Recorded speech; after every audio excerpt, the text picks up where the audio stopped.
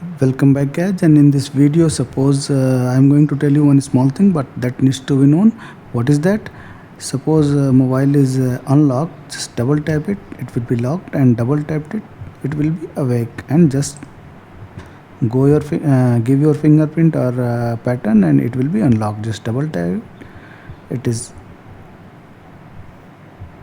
locked and now it is unlocked. So how this will be activated, I'm going to tell in this video.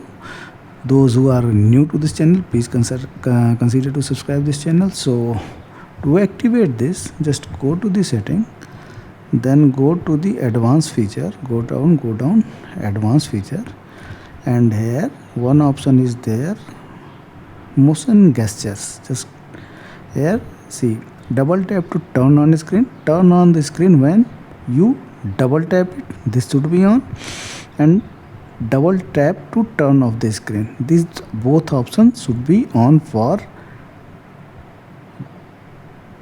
those purposes. If I'm turning it off, now nothing will happen.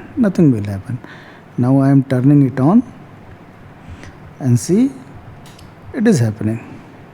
So this is what I wanted to tell you, small thing. If you like this, please consider to subscribe this channel. Thank you very much.